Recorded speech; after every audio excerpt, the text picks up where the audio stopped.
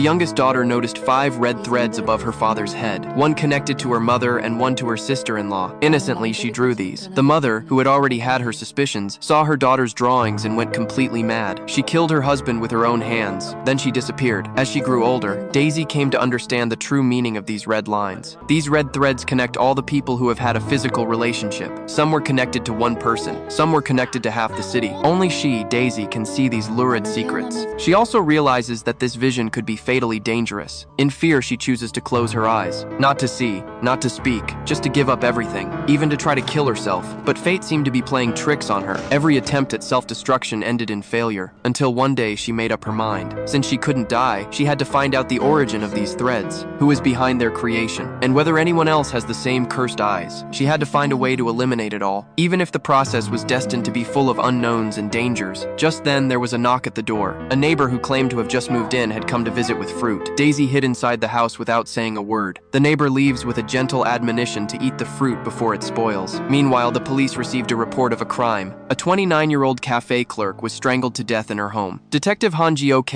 of the police department conducted investigation work at the scene. The deceased was a 29-year-old woman living alone in this apartment. She worked as a store manager at a nearby cafe. Her parents live in the countryside. She has no siblings and her boyfriend broke up a year ago. The room was messy, but the items were arranged extremely neatly. The body was disposed of in an unusually clean manner, even as if it had been carefully staged with an eerie sense of ceremony. Police found in the investigation, the night before, a man wearing a helmet appeared in the apartment building. It appears to be a delivery man. However, the strange thing is that the victim did not order food that night. What's even weirder is that the belongings in the room were intact. The body also showed no signs of sexual assault. This makes the motive of the case confusing. Investigators hypothesized that the suspect was not in it for money or lust. Rather, they are hiding a more complex psychological motivation. Meanwhile, the news reported the murder. The reporter mentions that this is the 3rd murder of a woman living alone in the town in a short period of time. The police have made no progress, and the case has reached a stalemate. Residents are in a state of panic due to the successive murders. The streets are filled with anxiety and suspicion. In this depressing atmosphere, Daisy feels the threat approaching. As a young woman living alone, she fits the profile of a victim. What she doesn't realize is that she's about to come face to face with the hidden agenda behind these cases. She is about to face the shocking truth hidden behind these cases.